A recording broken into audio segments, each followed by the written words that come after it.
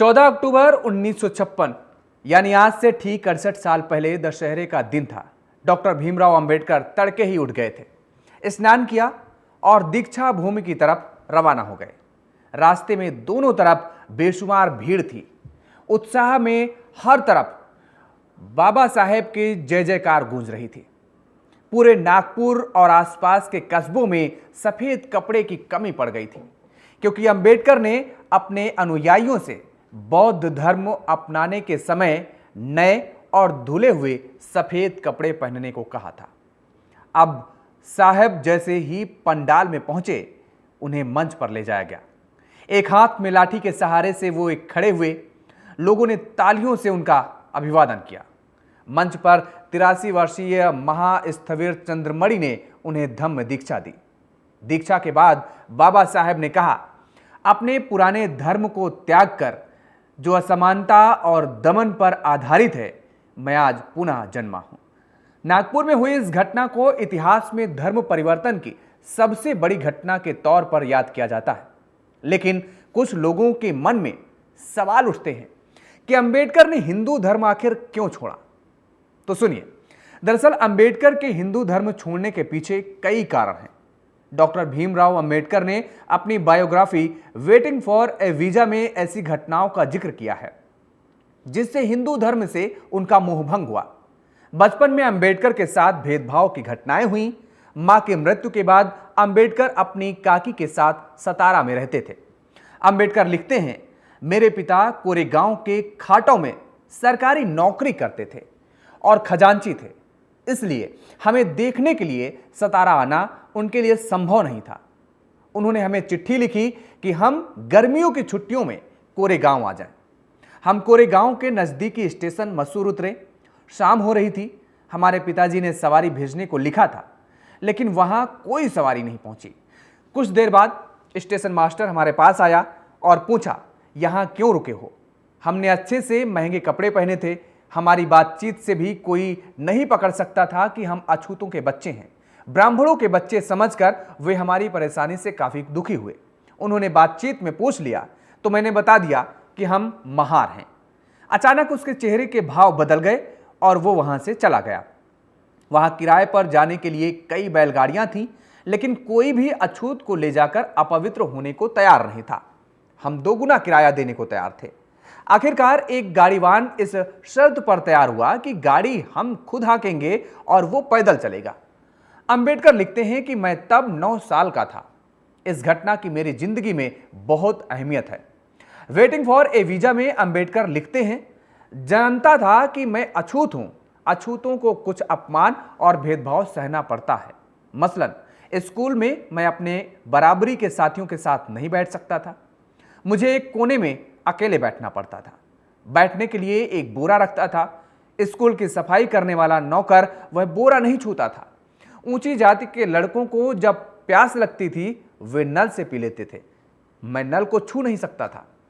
महाराष्ट्र सरकार के डॉक्टर बाबा साहेब अंबेडकर चरित्र प्रकाशन समिति के सदस्य डॉक्टर प्रदीप अगलावे अपनी किताब धम्मचक्र प्रवर्तन के बाद परिवर्तन में लिखते हैं कि उन्होंने सोलापुर में मई 1924 में सबसे पहले धर्म बदलने को लेकर अपने विचार रखे थे। अंबेडकर ने हिंदू धर्म के बारे में कहा था कि वो धर्म किस काम का जो हम अछूतों को इंसान नहीं समझता, हमें समानता का अधिकार नहीं देता, हमें दास समझता है। हम प्यासे मर जाते हैं, अपने हाथ से नल खोलकर पानी नहीं पी सकते।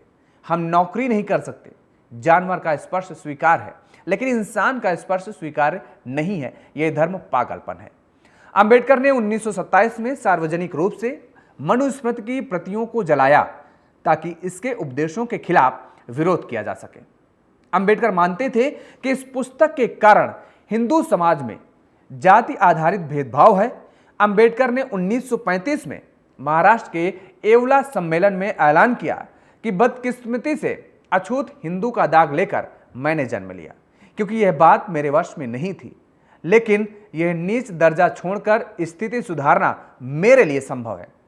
मैं आप लोगों को साफ बता देना चाहता हूं कि मैं एक हिंदू के रूप में जन्मा, लेकिन मैं एक हिंदू के रूप में मरूंगा नहीं।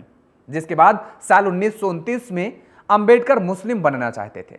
उन्होंने 15 मार्च 1929 को अपने अखबार बहिष्कृत भारत में नोटिस टू हिंदुइज्म संपादकीय में लिखा था कि यदि आपको धर्मांतरण करना है तो मुसलमान बन जाओ। इसके बाद अंबेडकर के कई समर्थक मुस्लिम बन भी गए थे, लेकिन अंबेडकर ने इस्लाम नहीं अपनाया था। अंबेडकर अपनी बायोग्राफी में 1934 की एक घटना लिखते हैं। मैं दलित तबके के कुछ साथियों के साथ घूमने निकला। औरंगाबाद के रास्ते में पहले हमें दौलताबाद नाम के कस्बे से गुजरना था। दौलताबाद का किला ऐतिहासिक है। हमने भी इस किले को देखने का प्लान बनाया। हम करीब 30 लोग थे और ये रमजान का महीना था। किले के गेट के ठीक बाहर एक छोटा पानी का टैंक भरा हुआ था। यात्रा के दौरान हमारे चेहरे, शरीर, कपड़े धूल से भर गए थे। हम सब का हाथ मुंह धोने का मन हुआ। बिना सोचे हमारे दल के कुछ सदस्यों ने टैंक से पानी लेकर हाथ मुंह धो लिया और इसके बाद हम फाटक के किले के अंदर घुस गए।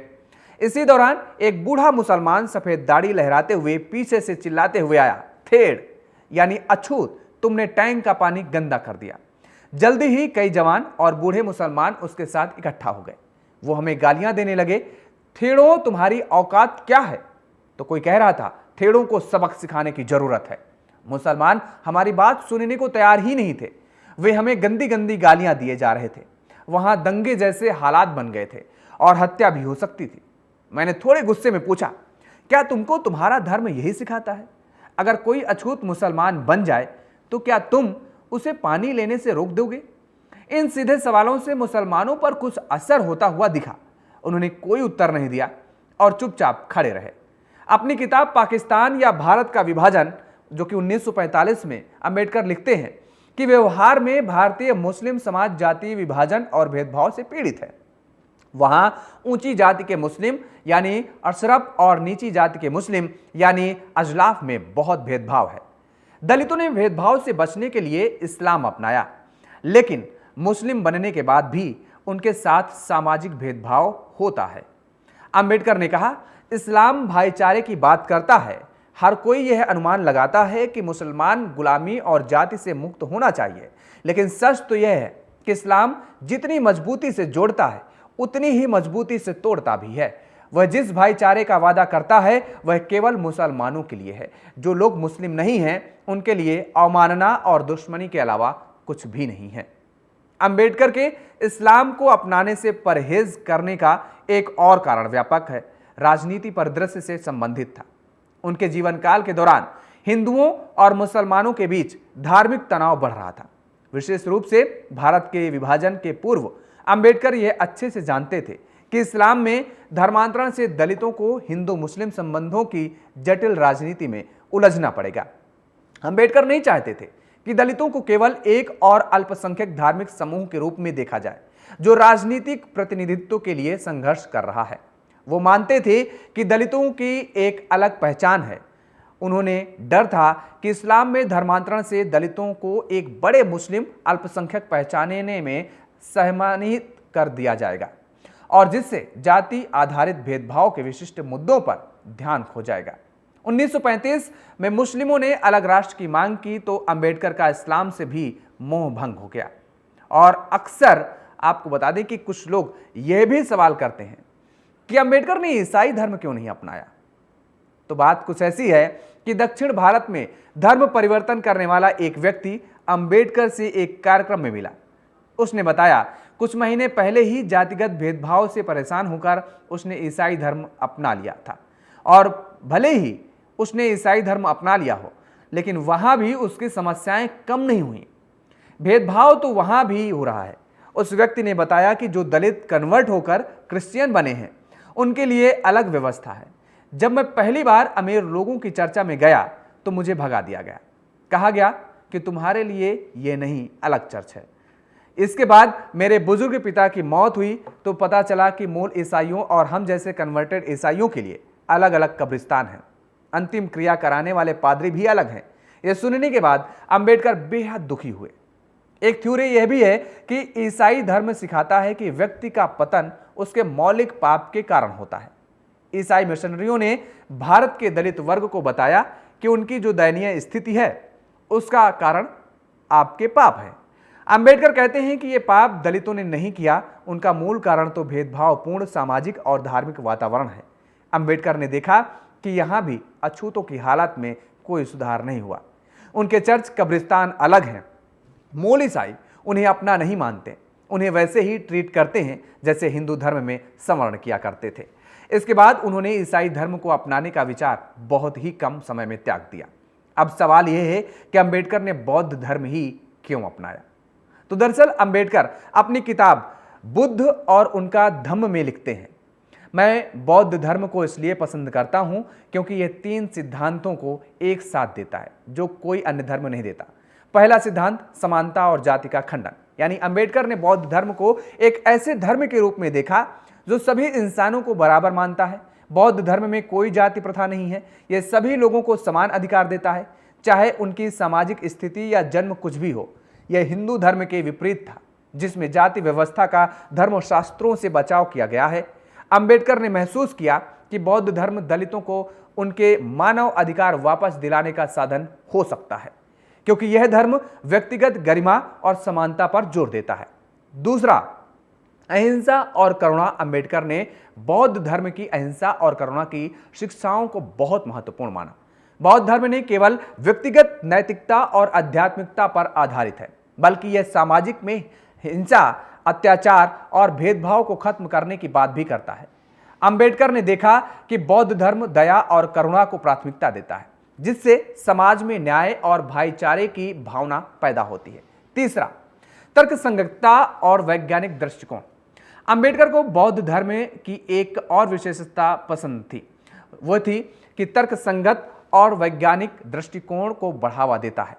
बौद्ध धर्म में किसी भी अंधविश्वास या अतार्किक आस्थाओं के लिए कोई जगह नहीं है। अंबेडकर को लगा कि बौद्ध धर्म एक ऐसा रास्ता है जो धर्म के नाम पर हो रहे अन्याय और अंधविश्वासों से अछूतों को मुक्त कर सकता है। अंबेडकर के लिए बौद्ध धर्म सिर्फ व्यक्तिगत मुक्ति का मार्ग नहीं था, बल्कि एक सामाजिक सुधार का साधन भी था। बुद्ध की शिक्षाएं सामाजिक बुराइयों को मिटाने और एक न्यायपूर्ण सामाजिक की स्थापना पर आधारित थी। अंबेडकर ने बौद्ध धर्म को आधुनिकता और मानवतावाद का अनुरूप पाया था। यह धर्म किसी भी प्रकार के पाखंड, परंपरागत जातिवादी आस्थाओं या धार्मिक कर्मकांडों पर आधारित नहीं था। बौद्ध धर्म आत्मनिर्भरता और स्वतंत्रता सोच को प्रोत्साहित करता है, जो अंबेडकर के आधुनिक और वैज्ञानिक दृष्टिकोण के अनुकूल था।